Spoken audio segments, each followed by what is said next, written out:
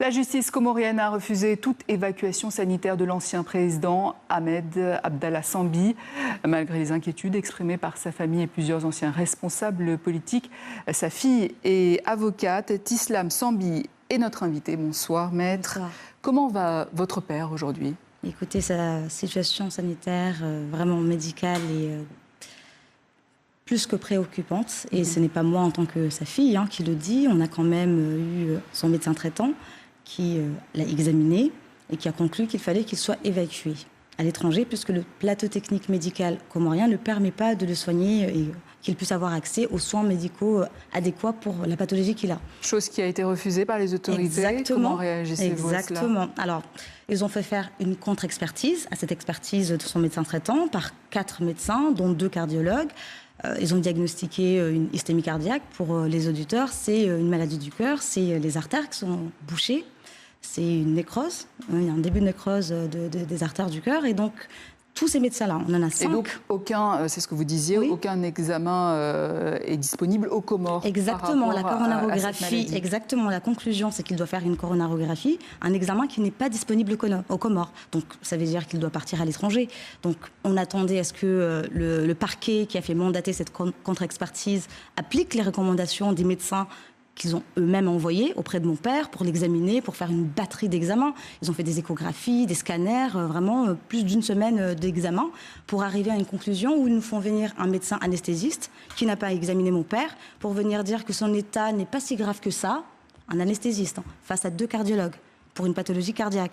Vraiment, c'est insensé, c'est une situation totalement ubuesque. Alors pourtant, un expert étranger a été proposé. Est-ce que ce n'est pas un signe d'ouverture des autorités ? Alors, moi, j'attends de voir, mais à ce stade, mon père n'est pas un rat de laboratoire. Voilà, il a déjà été examiné par son médecin, il a été examiné par 4 autres médecins, donc 5 médecins.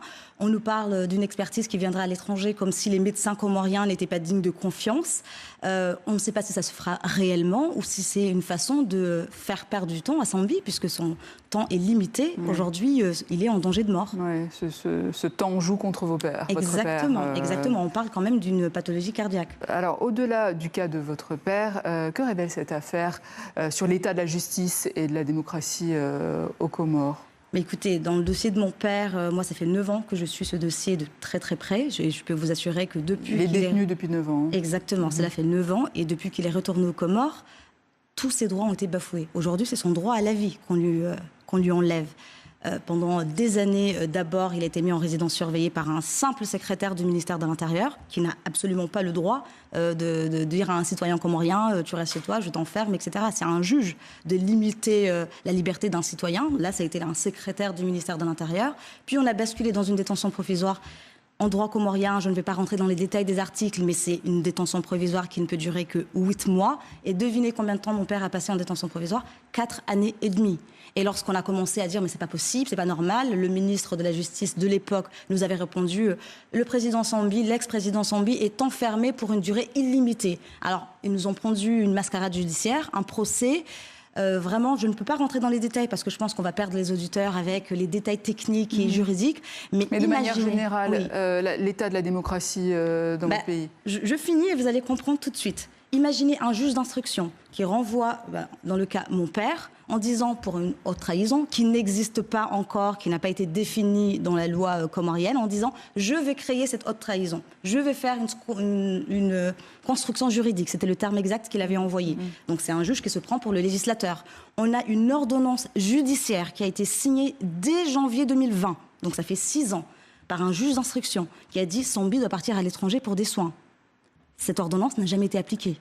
Jamais elle n'a été appliquée par le gouvernement comorien. Donc comment imaginer que la signature, parce que ça a été le même juge d'instruction qui a mis mon père en détention provisoire, lorsqu'il l'a mis en détention provisoire, bien entendu que ça a été appliqué, mais lorsqu'il a décidé qu'il devait avoir des soins médicaux à l'étranger, déjà il y a 6 ans, donc imaginons encore aujourd'hui, ça n'a jamais été appliqué. Donc je laisse les auditeurs se faire une idée de la démocratie, ou en tout cas de la justice comorienne telle qu'elle est aujourd'hui et telle qu'elle est depuis plusieurs années. Donc il y a le cas de votre père, il y a aussi le cas de 2 journalistes qui ont été placés sous contrôle judiciaire après avoir évoqué l'état de santé de votre père. Exactement. C'est-à-dire qu'on empêche même la presse de faire son travail, puisqu'ils ont la liberté de pouvoir écrire. Et donc le fait même de parler de l'état de santé de Sambi, ne serait-ce que indiquer, ah bah il est malade, il a été faire cet examen, etc.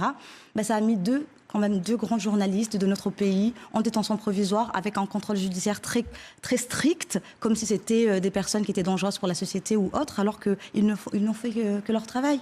Convenablement d'ailleurs. Maître Tislam Sambi, merci. Avocate et fille de l'ancien président comorien Ahmed Abdallah Sambi. Merci à vous.